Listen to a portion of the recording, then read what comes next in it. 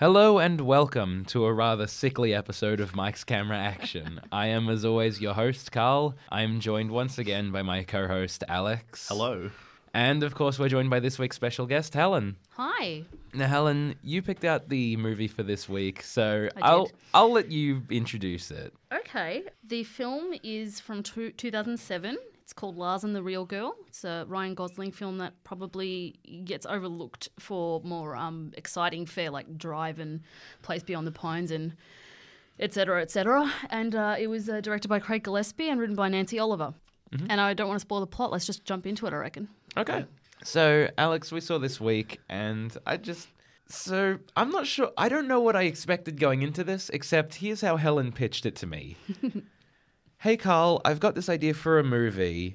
It's called Lars and the RealGirl. And I was like, okay, cool. Sounds interesting. What's it about? And she says, well, it's a Ryan Gosling movie where he falls in love with a sex doll. And so that's how it was pitched to me. That's all I got. That was what I was told going into this. And so I was like, okay, so I'm expecting a bit of a comedy here. Like, it's going to be something funny. It's going to be something really ridiculous about, like, this guy dragging. And I was kind of expecting, like, a blow-up doll type thing. Yeah, same. It was like... Like, when you said, like, sex doll, I was like...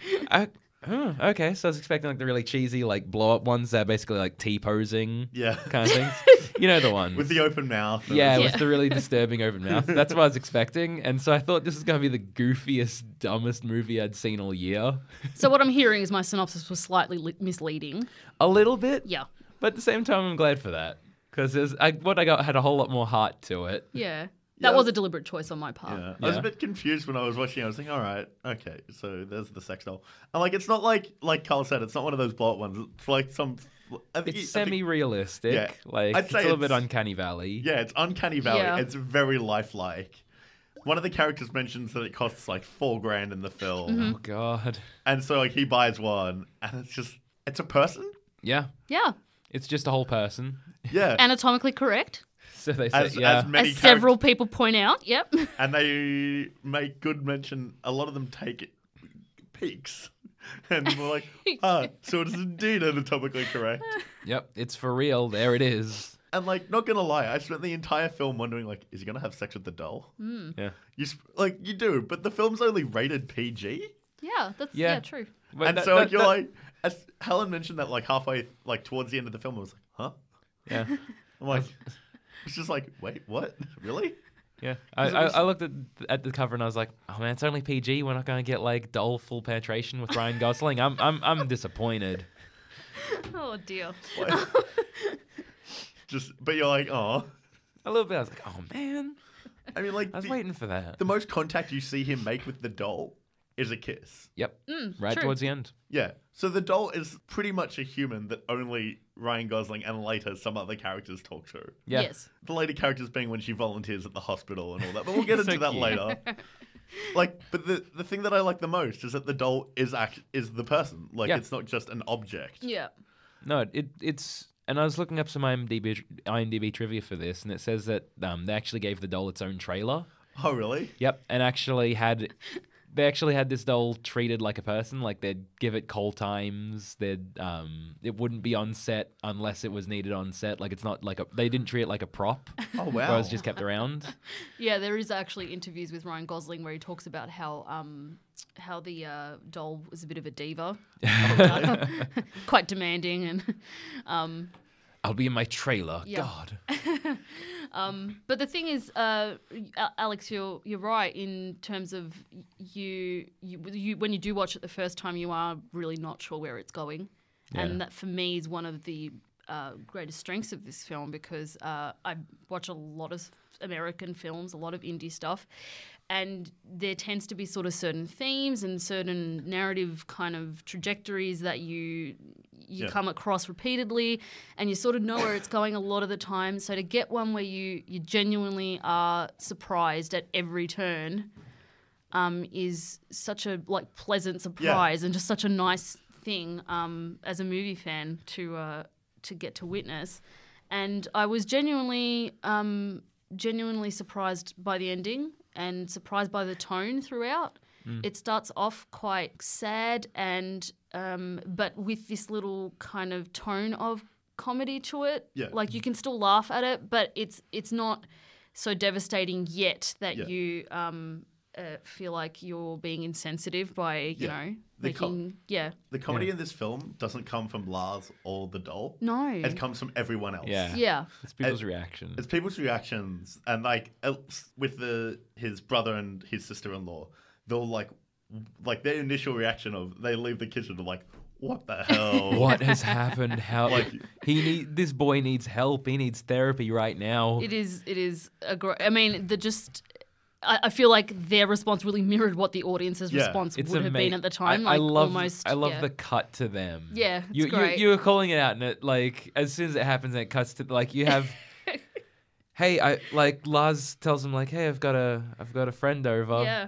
And they're just thrilled. Like, they're so excited. Yeah, they're so happy and they're having the idea time of what's their coming. life. And then it just cuts to them sitting on the couch together, just mouths open, eyes wide, like, we lit this in our house. Cut back to Ryan Gosling, and he's looking so pleased. He's so just happy. chuffed. He's really, really happy with himself. And it just goes to show that you don't have to be doing kind of slapsticky stuff for something to be funny. No, it can just be just the juxtaposition of, you know, this weird kind of setup with sort of regular people who are like, I don't know how to react to this because this is my family and I want to be supportive, but this is also very strange. For the listeners out there, find you a woman who makes you smile like Bianca makes Ryan Gosling smile. Yeah, true. Holy crap. Because the other thing that actually interested me, and I think you mentioned it, is that when Bianca first arrives, she's dressed in pretty much the way that Very skimpy. very skimpy, Yeah. like fishnet, Yep. like Like barely a mesh covering. shirt and skirt, gold skirt up to here. Yeah, And fuck me boots. yeah, Yeah. And then you cut, and then he asks his sister-in-law to buy to lend Bianca her clothes, and she's like, "Oh, I don't think they're her style." Judgment. Female judgment of each other, and one's not even alive. But then she's still going to be like, nah, that's But then you cut gonna back work. to like later scenes, and then Bianca's like covered up like to the fullest Right, extent. Full yeah. parka and a scarf. Yeah, basically looking like a nun.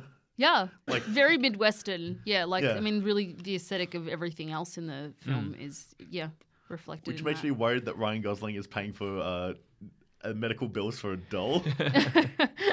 Yeah, there are a whole lot of, I guess, issues with kind of what the logic of Yeah, the story is in terms of, you know, we see that the community starts to go along Yeah. yeah, with the delusion as it is, as it becomes sort of diagnosed by Patricia Clarkson's character. And they go along with it, but they really take an inch and go a mile. Yeah. Like, they go along with it, but then it becomes something beyond, you know, just sort of like a family or a domestic kind of issue. It becomes the whole town. I was impressed with how quickly the entire town accepts it. Yeah. And they're like, sure, they think it's a bit weird, but they're immediately like, oh, Lars has this issue. Yeah. Okay, let's help him out with it. And they're all like immediately nice to him and Bianca, like, oh yeah, then they're treating like Bianca as this real person. Yeah. And I was like, oh man, this is a like small town that's really sweet. and then I remember the first time Lars brings her to church. There's that one kid running after her, and the mom's like, "No." Nope. Like, Yeah, there are very kind of naturalistic, I think, reactions to just Bianca's presence in the room, because it is odd to see a life-sized, quite realistic, like It's fairly not realistic it's not just a looking doll. mannequin. Yeah. It's like a person. Yeah, it's like a absolutely. weird uncanny valley person. yeah, Yeah. yeah. It was just odd to see, because like then later on you still see people giving the glances at her, like. But he takes her to a work party and walks in. Everyone's silent. Like no one. Everyone's like, "Oh geez, he brought the doll." Yeah. Pretty much. And then later, his co-worker's husband is dancing with her. Yeah. Yeah. Yeah. Like, just starts Which is dancing. really nice. And Ryan Gosling is dancing by himself. Yes. Aw. One of the many sort of little quirks that his character has Yeah. throughout he's obviously very socially awkward.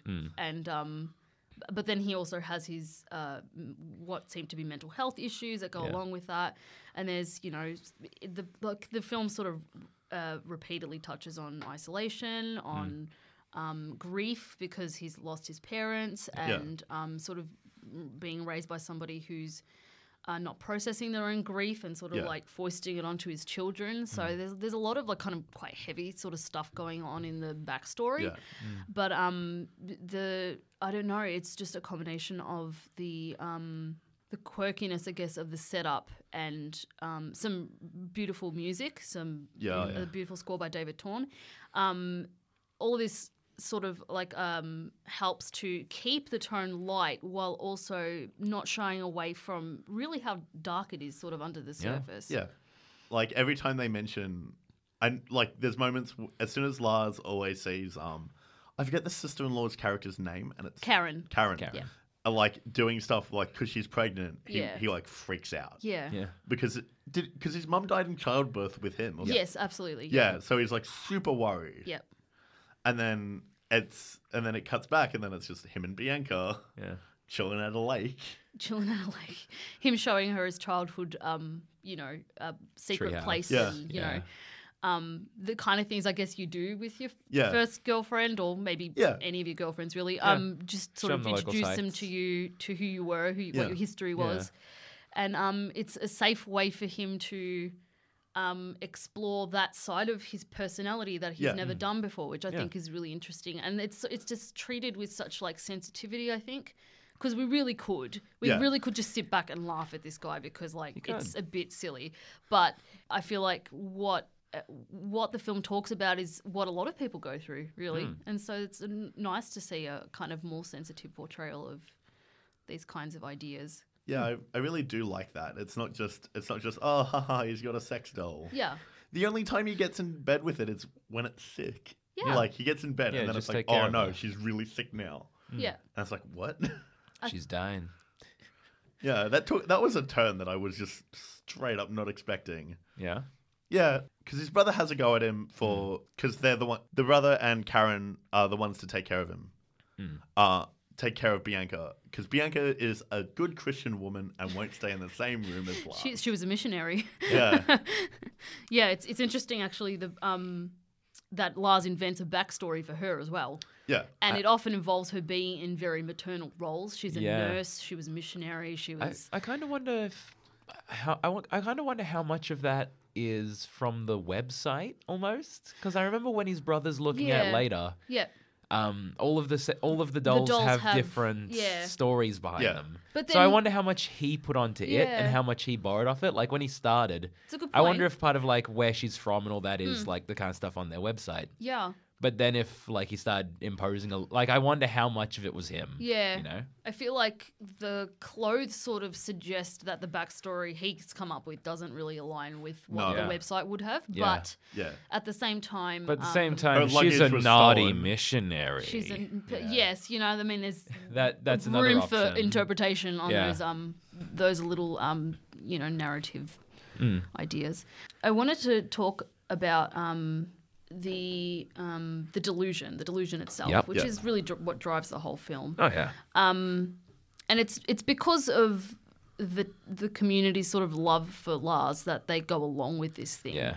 And I actually wrote an essay on this film a couple of years ago. I actually have a copy of it here. You actually have a copy of it here. But in doing research for that, there was a lot of psychological journals and stuff like that who would use this film as like a case study. Really? And it was interesting because a lot of them were quite cynical about the possibility that people could be this open and receptive of someone who has a delusion specifically like this. And it does sort of, I think the first time I watched the film, I was like, oh, would that really happen though? Like, would people really be that accepting? And I feel like the setting is really what allows the whole I think in thing most to land. situations it wouldn't work, but Yeah. because this is such a small, we don't even know where it takes place. No, Like we whether actually it's a don't small know. Canadian or a small Midwestern I keep town. praying that it's Canada only because that way he's not paying all those medical bills. At the same time, I feel like he won't be paying. Bianca doesn't have health insurance, Carl. Yeah, but I feel like he won't be paying those bills. I feel like the doll isn't actually getting any medical treatment. It's just him getting the treatment. Yeah, which I feel like is coming out of Karen and his brother's pocket. Yeah. I mean, I don't know, because I think Lars does, like, buy stuff for the doll. He does. Yeah, he does. Yep. He has a Lars also job. might have health insurance, so they just keep charging He has a to job, so Lars. he's likely he has health insurance. Yeah. Sure. If this is America, that's generally how you have health insurance. Yeah. Yeah. But yeah, especially when it ends up in hospital, they just... Yeah, getting the ambulance, that was a bit of a shock. I'm like, oh, geez, I hope she has ambulance cover. Yeah. It's not cheap. But the comic value of just that one shot of the ambulance Yeah. in the middle of that, like, you know, rural kind of backdrop, just going up the highway, and you're just like, it's a doll, but, you know, we're too far into this, like... She's a pillar of the accepting community. it. We She- can't well, double at this back point, now. yes, that's true. See, like, the thing that surprised me... She's on the school board, Carl. She got elected to the school That's board. right. People voted. People voted for a Bianca. doll. Yeah. That's, I think, what gets me the most isn't the fact that she's on the school board. Like, because the first time you see her volunteer for something, it's the old lady from who herself volunteers at the hospital. Yeah. Is like, oh, Bianca's offered to come with me to volunteer at the hospital. Yeah. And then next thing you know, you see Bianca with a book. Yeah. And a little like In reading a tape primary class. school Yeah. classroom, reading to kids. Not reading, with a recorded little tape recorder thing, reading out the book. But that's, reading, But air reading, quotes, to nonetheless, kids. to the Like, kids, that's yes. so sweet. It's funny because it's not... The way they've controlled the story, they don't beat you over the head with this idea that they're going to try and give Lars time away from Bianca. Yeah. But that's exactly what they're doing. Yeah. And it's really clever and it's really also a respectful thing for the audience that we're not sort of like talking down to them and having to explain everything that's going on. But It's nice to see that they give Bianca like a real life. Yeah. Rather than She- just... she- The community around her gives her things to do. She picks up not so much a hobby, but like she gets her own friends. She gets her own activities to do during the week, like whether it's being on the school board, volunteering at the hospital. Which Lars actually has a go at because he wants to spend all that time with Bianca, and Bianca's not always there. no, like a real woman would be. Yeah. Yeah. So really, it's kind of training for a For an real, actual real life relationship. relationship Yeah. Part where of me- he's not going to get his way all the time. Part of me wondered It's- whether yeah, or not she's not Lars gonna be saw available the all the couple time. arguing at the party and wanted to like recreate that Yeah. a little. Possibly. Because that was the thing that struck me. He was watching that intently, Yeah. and I was like, and then the scene with him arguing about the whole playing Scrabble thing at night comes up, Yeah. and so I wonder whether or not his overreaction Yeah. is because of that, because he wants He wants in his all of mind, the relationship. This is a real Yeah. relationship. Yeah. Yeah. Well, really the whole premise is that he's testing the waters, and this Yeah. is his safe way of doing that. Yeah. And I feel like this is a good time to bring up the other girl of the story, Yeah.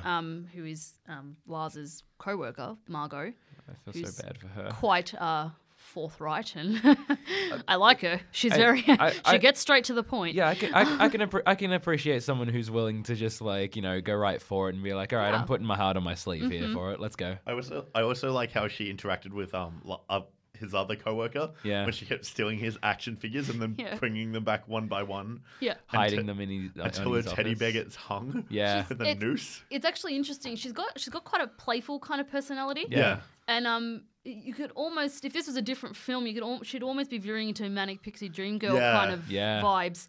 But because she's quite sort of insecure also, as much as she is confident, she's also kind of like very hesitant at times. Yeah. And I think that was a really good balance of kind of characteristics that play against Bianca being this silent. I know. I mean, she's for argument's sake a woman in this story, and I think Lars likes her because she's quiet and listens. And I feel like he's maybe someone who hasn't been listened to a lot. So. Yeah. Yeah. No, definitely. Because in his backstory, it's all about him and his dad both being alone from each other. Yeah, absolutely. Like, I remember him talking about his dad spending a lot of time alone. And is his brother's Gus? Yes, that's Yeah. Gus. Yeah. Gus, his brother, is just like, no, Dad didn't do that a lot. And then he sort of pauses and he's like, Lars says, not after Mum died. And Gus sort of pauses like, yeah, you'd know better than me than this one. And it's like, oh. Yeah, because I know Gus pretty much like he mentions that he left like the family home as soon as he could. Like he reached the age where he could leave home and he was out. Yeah. Yeah. Gus didn't seem that much older than Lars though. He didn't seem too much older, but at the too same much time older. he's kind of Yeah. like.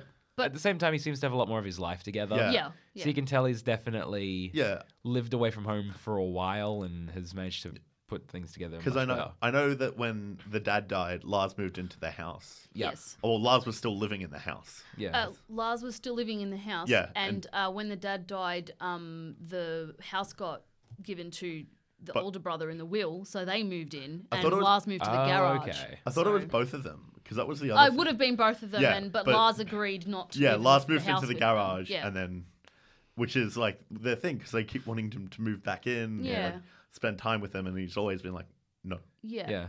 Yeah. close the door. Yeah, like she'd invite him over at every opportunity to have breakfast or dinner, and he'd just always, as much as he could, knock him back Yeah. until Yeah, she had the to tackle him in the driveway to get him for dinner. The first interaction we have with Karen and Lars, we see. Is right at the beginning. Yeah, right at the beginning, and Lars is hiding from her. Yeah. Yeah. Trying to make it seem as if he's not sitting right by the window watching Yeah. her come down the drive to him. And the thing is, this is not someone he dislikes. This is No, someone no. he likes very much Yeah, and this is someone cares important about. to him. But he's terrified of being connected to people Yeah. for Yeah. some reason. And, the reasons sort of become clearer as we go along. Yeah, because especially with the pregnancy, that's what the Yeah. thing that I think Yeah, That's about really what's worrying him. yeah.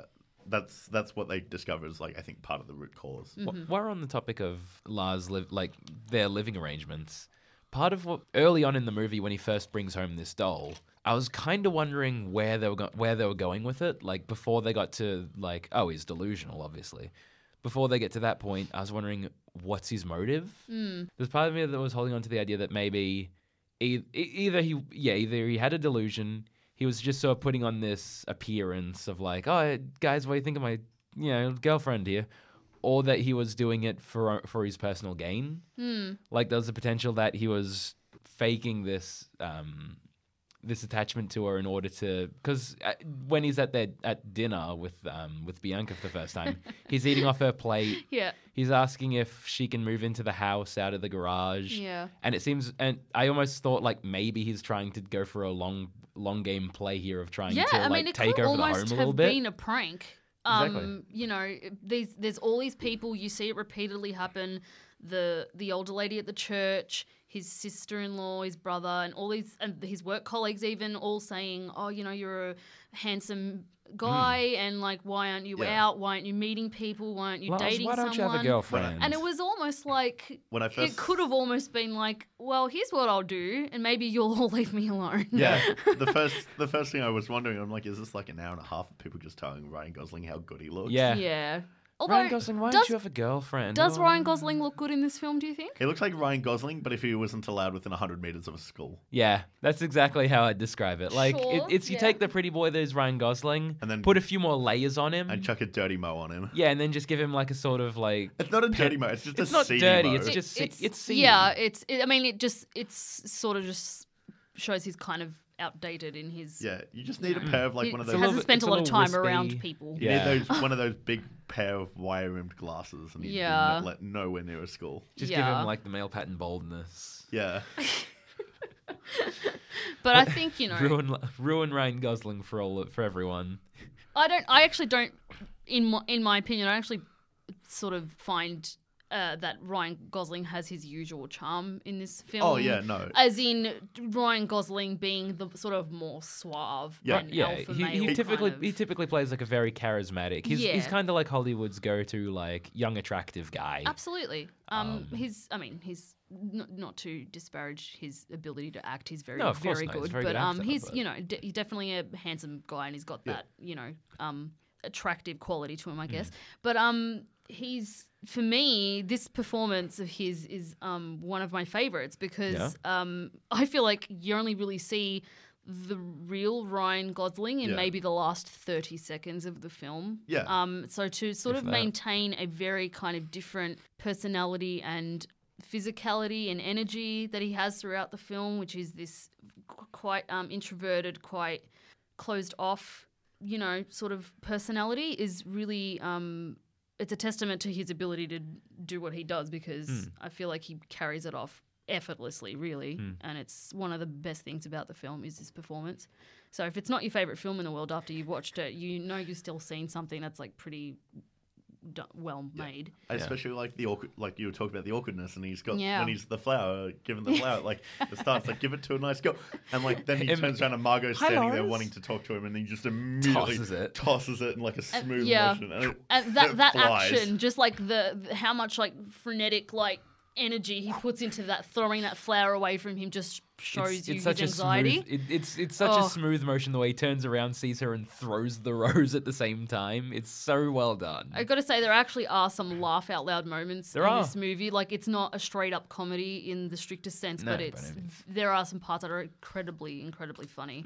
I want to talk about the bowling scene because I feel like it's really it's really ripe for unpacking. It's a very important scene in this movie. It is quite important, and especially what happens after the bowling scene. But as far as the them actually, when I say them, I mean Lars and Margot going out, spending time together. The tone of it is almost kind of softer and kind of warmer than the rest of the film. So you get a lot of like coldness and snow.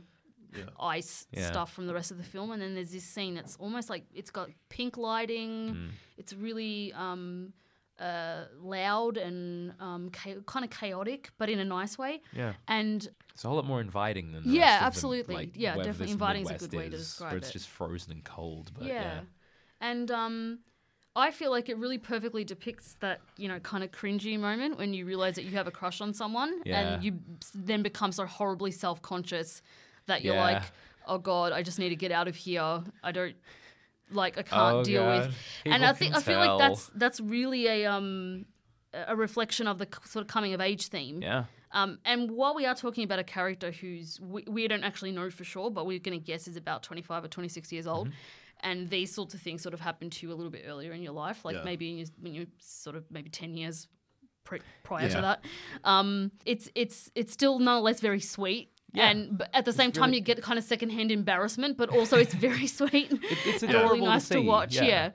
It's and I wondered if you guys related to that fear of being being like forward about your feelings for somebody, or just being vulnerable, like with your first girlfriend if you had a. Oh no, this movie is very much like. It's a really good like depiction of your first relationship in so many ways. And I ask you guys because as guys, you'll have a different kind of experience of these kinds of firsts, I guess. I'm interested. It's surprisingly close in the way it shows Lars going about it. Yeah. And the way it shows him, like it is a coming of age story, just for someone older than you expect from a coming of age story.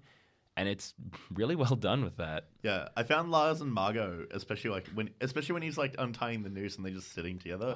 Oh, that was such a beautiful scene. And like relatable. So like much. It's like they're not quite sure what's going on. Yeah, it's like, cute. It's something they both know that there's something there, but like Lars is like, but I've got Bianca. Yeah. And I think that's sort of the moment where he decides.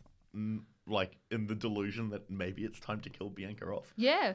Well, I think it's definitely during the bowling scene when he acknowledges like, oh, like you can see there's a moment where it clicks in his mind that like, oh, I kind of like this person and she's also real. So the moment that I'm thinking of, and I think it's the right one, is when Lars touches Margot back. Yeah. They shake when hands. That is the moment, and they cut back to Lars, and Lars is like.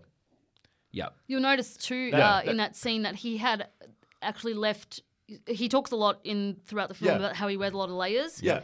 And he was actually wearing his gloves as he was leaving the bowling alley, but he actually specifically took his glove off to shake her hand, and I thought that was a very.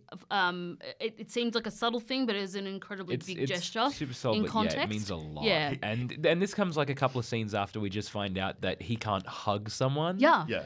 Like and these are family members too. Yeah. He sits in a doctor's office. She puts a hand on his arm, and he's like, "Okay, yeah, that really hurts." And then she goes in like to touch his neck. Touch his neck, and he just immediately freaks the hell out. It's like he was hit with a red hot poker. Yeah, he just leaps out of the chair and goes, "No, I'm done. I got to go home now. I can't do this." Yeah. So the fact that he deliberately goes to touch Margot is like such an important moment. Huge. Absolutely. And that's I think the moment where Bianca kind of dies. Yeah. Well, I mean, I think it's like the next scene he's in. He's in with Bianca. At that point, he's like.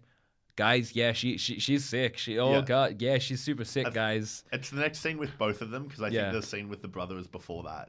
But yeah, definitely Bianca starts to go away. At that point, she's taking a turn for the worst. Yeah, guys, I think I gotta kill my girlfriend. That sounds so horrible. I'd love the idea that like as soon as he puts her in the ground, like as soon as they put her in the ground and bury her, and she's out of his mind, he just goes. oh, fuck, guys, why didn't you tell me I was dating a sex doll? Why didn't you tell me she wasn't real? God, I feel so stupid. I'm so embarrassed. But, like, I feel like part of him always knew. Like, you can't... Maybe. Like, I know... He did go out and buy it. He Yeah. chose her. Like, delusions are one thing, but part of you always knows, I feel. Yeah. I feel like part of him always knew. That's why she was in a wheelchair. Like, there was reasons yeah. why she didn't talk or do this or do And that. it was the way he created a story out of these inconveniences, Yeah. right? Because we're talking about a sex doll that is of like a human weight. Yeah. Yeah. It weighs like So 100 over something 100 pounds, perhaps. She's Yeah. not a petite girl. Yeah, 'cause- as Karen says. Yeah. She's not a petite girl. And it's the delusion comes in the way that Lars is able to justify all of these little things. Yeah. Yeah. Also, I like how Karen complains that she's not a petite girl, but half the time you see Lars just lift her up like nothing. Yeah. And then walk around. He's got like, some strength, man. Boy's got some arms. well, you saw him chop wood, right? Yeah. Good Yeah. at it. Chopping wood like Captain America in Avengers 2, man. Just hacking at it. I was half expecting him to pick up a log and just rip it in half with his bare hands. Oh, it's not that sort of Oh, Ryan boy. Gosling film. I feel like that's a different kind of Ryan Gosling film. Yeah. The one in my dreams. Yes. Lumberjack Ryan Gosling film, please, mate. Do we have a favorite Ryan Gosling performance or? I think if just off the top of my head, I'd go with Drive. Okay. But that's just kind of like my go-to for him. Ultraviolence. A little bit. It's. I feel like that movie is kind of like if I were an actor like Ryan Gosling, Drive is like the one I would go to. Right. Yeah. Because it's just like 70% of that movie is just shots of him where he doesn't even have to say any lines. He just needs to look good for the camera. Yeah. And sure enough, there's a lot of emoting he does in that movie, and it's a Sure. lot of facial acting. Yeah. But I feel like that's a great one for an actor to pick up. It's just like, oh, Absolutely. you guys want like a movie that's all just me doing like whatever I want with my eyes? I can do that. That's no problem at all. And of course, Christina Hendricks fucking dies in that movie. wow, yeah. She fucking dies hard. Alex? And Bryan Cranston. You're gonna think this is weird, but this is the only Ryan Gosling film I've actually watched. What? Really? Yeah. No. Yeah. You've never seen The Notebook? No. Oh my gosh. Not even what's that movie called about the young couple that could just never make it work? Why couldn't they make it work, Helen? Are you talking about La La Land? La La Land. La La I Land. didn't see that. I didn't see it. Yeah. He's great in that too. Yeah. I don't know why. I think he's like a lot. I always associate him stuff with The Notebook, and I've never really been interested in it. Yeah. No, that's fair enough. I mean, For those in the audience who don't know, that was a reference to a play Helen wrote.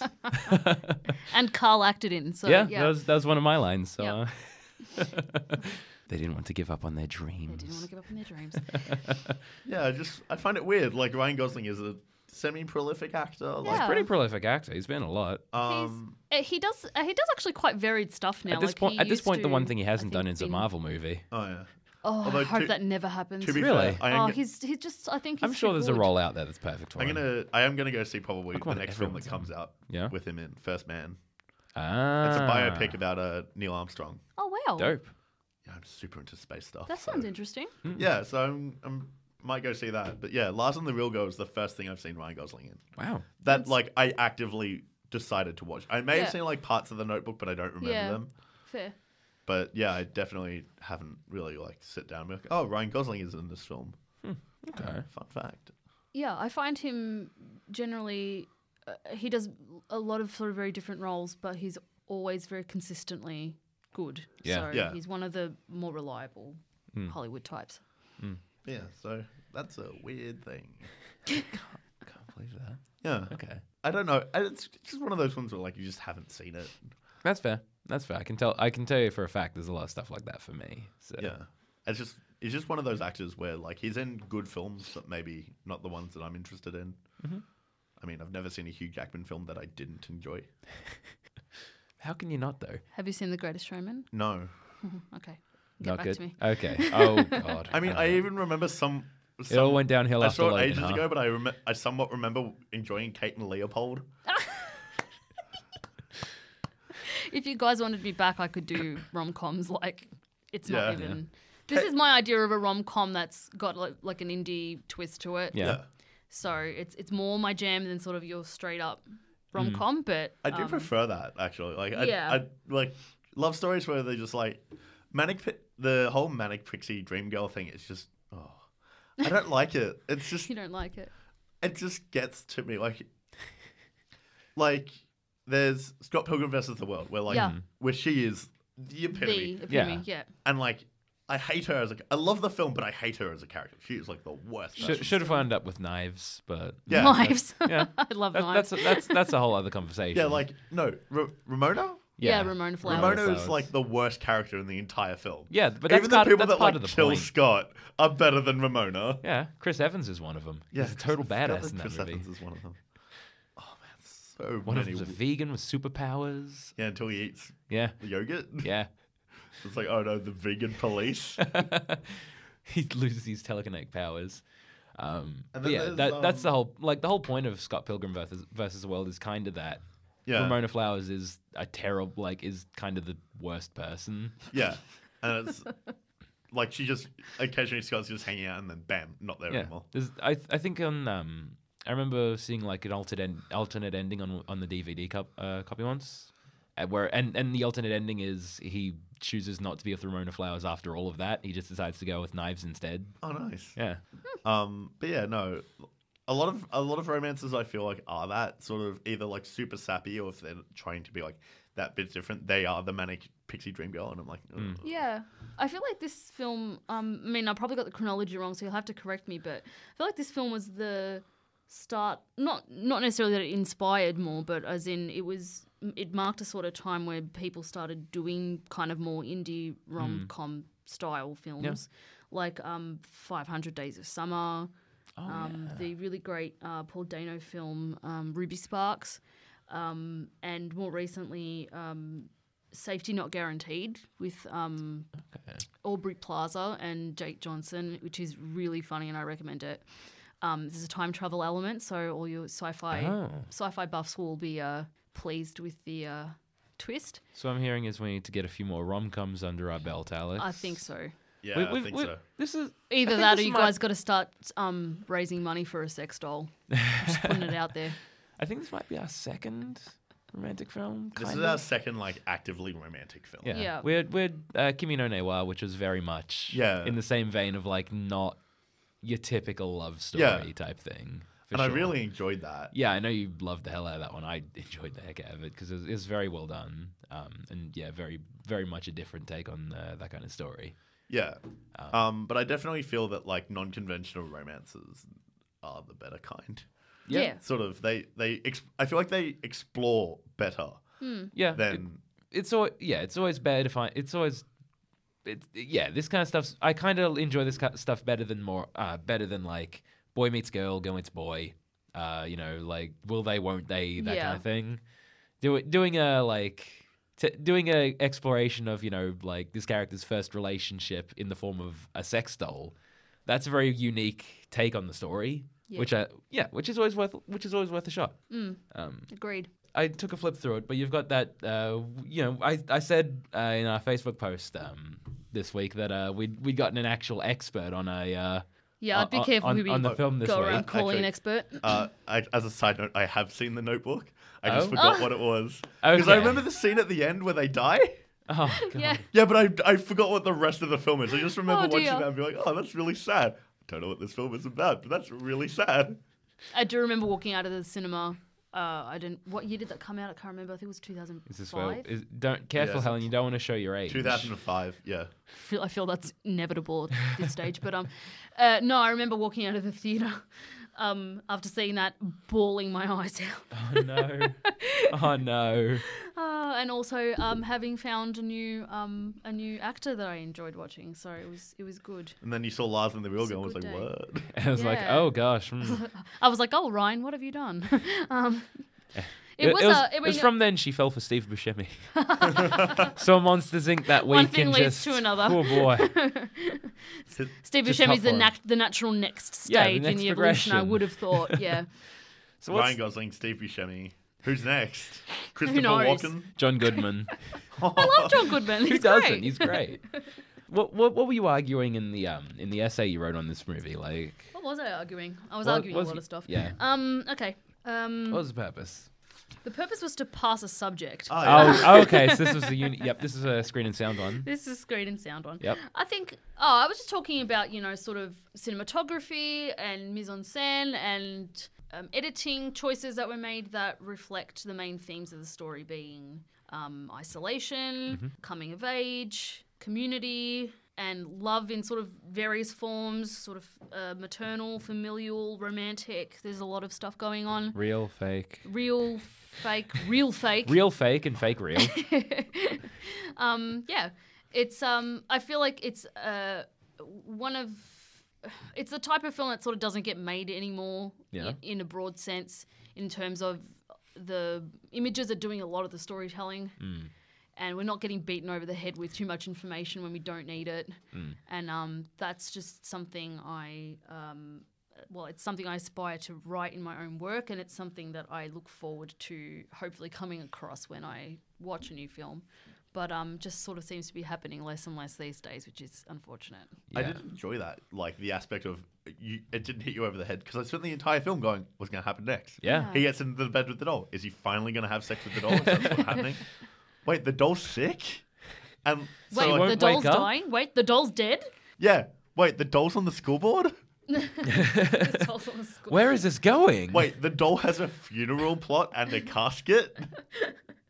That was the most. The funeral and the coffin and the plot honestly probably cost more than the doll itself. It was a casket. Sorry. Yeah, more than likely. Yeah. Yeah. Like, sure enough, she's expensive, and we talk about how like Lars's coworker who introduces it to him says he can't afford it, or he can't justify spending the money on it. Yeah. But Lars does anyway, and then that's just a huge money sink. Yeah. To go into buying her and the plot and the clothes and all like the scarves and stuff, because he goes in and buys a scarf for Bianca. Yeah. He's deliberately like, oh, that's a nice scarf. Bianca would like this, pretty much, basically. And goes in and gives it to Bianca, and next thing you know, Bianca's always wearing that scarf. It's nice to see, though, that he does sort of learn something about how to treat a woman. Yeah, actually, arguably. I also like in the one of the things in it is that during the funeral, the priest is trying to suppress laughter. I didn't really notice it myself. Like he says something and then he kind of like smiles to himself. Like there are moments where he's like, "This is a doll."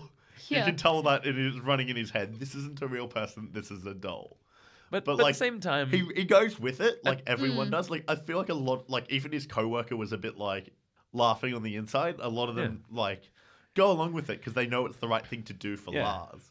But at the same time, they just sort of laugh. At the same time, they can't help but see the sort of humor and irony in the situation a little bit. Yeah, absolutely. But even the priest, like at the funeral, and it's really interesting, the funeral, because the priest specifically says like Lars wanted everyone to not wear black. Yeah. He wanted it to be more of a celebration of life than a mourning of the fact that she died.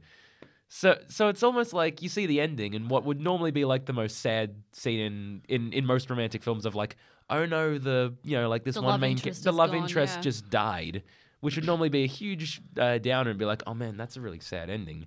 Instead, it's really happy because we're like, oh, but now I can actually, Lars can move on with his life and find this next person. Yeah, it's like Lars is finally like adapting to the real world. Yeah, it's like the Gosling finally became the goose, Can we turn Helen's mic off? Or... All right, you need to. I know we want you back on for another episode, but you need to leave. Bye. And I thought Alex was terrible. Oh. Congratulations, Helen. You're the future co-host. Thank you. You've got a future here. Give it a thumbs up. Can't see it. This is an audio medium. But yeah, this film, you're right though. That was like one of the happiest bits, because then you see like him and Margot sort of hang out. It's a bit weird considering. It's weird that he asked. It's the funeral of my girlfriend. You want to hang out? See, hey actually, baby, what you doing after this? That reminds me that I'd forgotten this, and I can't believe I had.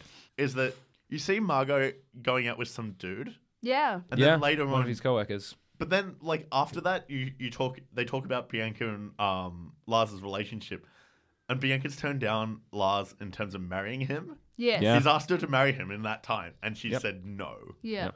So immediately then, this delusion is not going to last. This is not an all-in delusion. Yeah, absolutely. And yeah. then, so it's sort of one of those ones where like it sort of reflects the relationship with Margot, because I feel like he feels some jealousy towards a little that bit. coworker. Yeah. Mm-hmm. Like They've got something real. Yeah, like he doesn't. thought it was a bit selfish there, like in terms of like he wanted sort of Margot but couldn't have her. And if that makes sense, like Yeah, absolutely. But I think that's... she's very clearly into him. Yeah. And he's seeing her just go, oh no, I'm into this guy. See you later. Yeah, so he's feeling rejection and Yeah. and then he puts it onto Bianca. Yeah. And like so Bianca turns him down, so he's Yeah. feeling like double rejection. It's kind of a way for him to deal with the situation. Yeah. Like instead of confronting Margot about that and confronting her about real rejection, instead he has Bianca reject him, so it's something he can deal with because it's something that's all internalized in him. A lot of the relationships, like the more I think about it, a lot of the relationships you see around are reflected within him and Bianca, because he doesn't know how it should be. Yeah. So he sees something and then adapts, like the argument, and then the argument happens.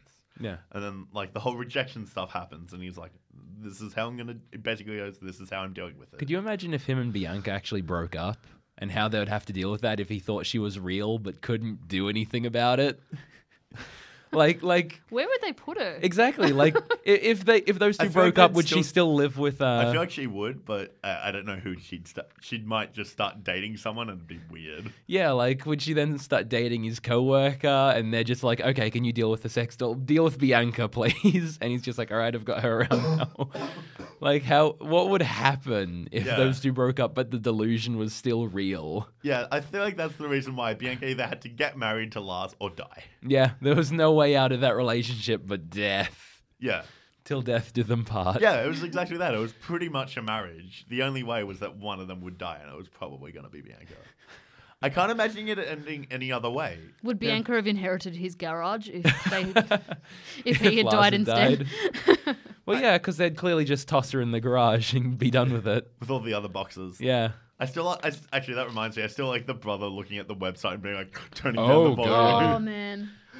The worst kind of website is one where the audio plays automatically. Yeah. Bam, that website is all over it. I've talked at length about how much I enjoy Ryan Gosling in this film, but really the entire cast is really very good. Fantastic. And for me, Paul Schneider, who plays Gus, has the perfect balance of kind of concern / embarrassment / annoyance / some other emotion that I can't pin down right now, but he strikes that balance so well, and is really a lot of the reason why I find this film very funny. His reactions are just brilliant. He has the most human reaction to it. Absolutely. Like Karen just goes, yeah. I feel like Karen like immediately accepting, starts rolling like, with that's it. because like she's like the maternal type. Yeah. So. Well, Karen immediately starts rolling with it, but then she also immediately, like, that night calls up the doctor and gets an appointment with him. I mean, like, but that's because she's concerned about Lars. Exactly, because she's concerned. But at the same time, like, she's on top of it, whereas Gus is going, I do not know how to deal with this, aside from to shake him and say, don't you see what's happening here, Lars? Immediately there's food for the doll. Yeah. Remember that. Immediately. Lars goes and there's 4 plates set. Serves immediately. She gives Gus 2 plates and Gus kind of like counts and is a bit like, what? But like, so they go like, Karen's just like, all right, we'll roll with it for now. Like immediately. Gus is sort of like, I know that Gus cares a lot about Lars, but doesn't know how to deal with it, especially because he spent so much time away from him. And I feel he feels a lot of guilt too about the way he left and the way Lars has kind of turned out because he's spent so much time alone with his dad. At the same time, you can see those are really at the same time, you can see he just doesn't express it in the same way, but he still loves his brother. Yeah. Because once he finds out like what's on Lars's mind and what's bothering him, like, oh, he's got this issue, he immediately starts looking up what that is. Yeah. And he starts going like, okay, well, what's the difference between that and hallucination? And he's explaining it to his friends and helping them understand. Yeah. So it's clear that he does make an effort. Yeah. It's just that he doesn't always know how to do that. Yeah, and I love that. Like, not everyone knows how to deal with like mental illness. You can care about someone and have an idea of what they're going through, but you don't always know how to deal with it yourself. It's very hard. I also like the old lady who shuts down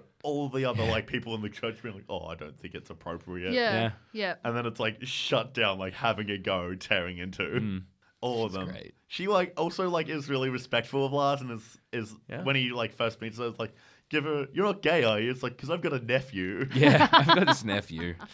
No. Yeah, and they're not judgmental at all, really. No. And I think what's so lovely, really, about the movie and why you enjoy the characters so much is this idea that they're so compassionate and they're so open and accepting.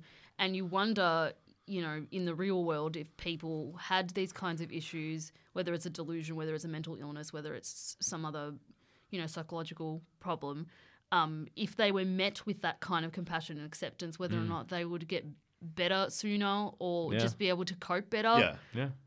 It's one of the questions that the film left me with, really. Yeah. I think I just remembered that I think at one point I referred to Bianca as being his, like, human-sized comfort blanket. Yeah. Especially for the party. Like, he wouldn't have gone without Bianca. Yeah. No way. Yeah. And there's a reason why he has Bianca stay in the main house and not in the garage with him. Yeah. And he points out that that Bianca's going to stay in the pink room, which is what they refer to as Lars's mother's special bedroom. Oh, really? In the house. Yeah. So there is even there's the carer, the girlfriend, the mother kind of role, all sort of wrapped up into this one very unlikely source of because you wouldn't. Oh God. The one thing you'd think a sex doll would be used for, and that's the only thing it wasn't used for. Right? Yeah, they kiss once on screen, I think. Yeah. And it's a bit awkward because the doll doesn't respond because it's a doll. 'Cause it's a doll. Yeah, and she's very it's ill. like this at the really time heartfelt. Too, Alex. It's this really heartfelt moment, but it's just like one person's in on it. you Yeah, know? it's a bit weird, but like you accept it because like it's but at the same time, like you can see that he cares. Yeah. So you know. yeah, like you it is care, still like sweet. you care about Bianca. Yeah. Like Yeah. Bianca, as I said, as we were talking about earlier, Bianca is a person. Yeah, for the purposes of this movie, Bianca is a person. She's not a prop. And I think that's a really good thing, though. Like, as the fact that people, when they just accept it, like, she does become a person to the community, not just to Lars. An I important wonder member. if you guys, as viewers, accepted her as a character. A little bit, yeah. I feel like I feel like by the end of it, you do sort of feel like she does have a life in a way. Yeah. Yeah. Like, She has her own life outside of just being an object for Lars. She has people who seem to care about her, even if it's for Lars's sake. It's not just take her off to wherever, like, and say you're volunteering for the hospital. No, she goes there. Yeah. Like, as when Lars is out of eyeshot, they still take that doll out to the school and have it read. Yep. for me, my reactions were a lot like Gus's, sort of like the humor at first, and then it's like, wait, this is serious? And so like, later on, it becomes like a really serious thing. Yeah. But like his like initial reactions are sort of what I felt like. Yeah. You got to be kidding. Yeah. What? And I think the whole thing sort of lives and dies on whether or not you care about Lars, because Yeah. ultimately you'll buy into Bianca is his girlfriend and Bianca is real, because you know it's helping him. Yeah. And so that it taps into that your kind of empathy and your sense of like, you know, Yeah. you want to. Yeah, and it's a little bit almost like in the third act, there's a little bit of like some mixed emotion there when he says that Bianca's dying. I was like, that's a good thing, but it's also a really bad thing because it's like this horrible traumatic thing that he's going through of like losing this person that's so important to him. And I was like, oh man, this is really sad. But then at the same time, I was like, oh, good. Like I was sitting there with Gus, I'm like, oh, good that if she dies, it means he's over, like he's done with her. Unless he orders another one. Unless he orders another one. No, he's going to dig it back up. It's not Bianca. It's Tatiana or something. He's going to order the Japanese one. And it's going to be weird. Oh my God. Hope she can make sushi. No, she can't. For some reason that Lars will explain to you. But yeah, there was definitely, you're right though, the film lives and dies on whether or not you feel for Lars. And like, you do. There's no way you can't, I feel. I feel like it's really important that they got someone who's as good of actor as Ryan Gosling to do it. Yeah. Because if you have someone who is less emotive and less good at conveying that to you, then it falls apart. Yeah. Like if you've got two, you know, plastic sex dolls who seem to be in a relationship together, it's a whole lot less, you know, it's a whole lot less emotionally investing than one. Would you know? Lara and the real boy work as well? Lara and the real wonder. boy. Or like, or does it work because like it's more accepted for like a male to have a sex doll than a female? I don't know. No, I wonder if they. That makes me want to play around with that premise and see what I can come up with. Yeah, Actually, it was That's interesting. Yeah, like would Lara and the real boy work? Yeah. Because like Lars and the real girl works because there's all that suspension of disbelief about. Yeah, I don't know, but it's also like they just accept it. I don't know whether or not like the opposite would work quite as much due to like gender roles. yeah. Maybe. I think it would be more I don't know whether or not it'd actually be more accepted that Lara is alone. I'm not sure. It's a bit weird. Or like whether or not, see, because one of the interesting things that I always found in this is that Margot's very upfront. Yeah. Yes. And you love Margot for it. Yeah. Yeah. But that's almost odd, sort of an odd female dynamic. Whereas I feel like if it was Lara and the real boy, Lara probably would have been used to like males, if you know what I mean, making that first step. Yeah, Sure, there'd be a lot Had more. to Yeah, make it. yeah. Absolutely. Yeah. So, but that's just an idea. No, that's really interesting. Actually. Yeah, Although that's a the good idea of hooking around with an anatomically correct male sex doll. I wonder if they make those now.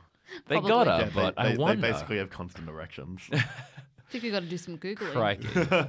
Carl knows what he's looking up tonight. Hey.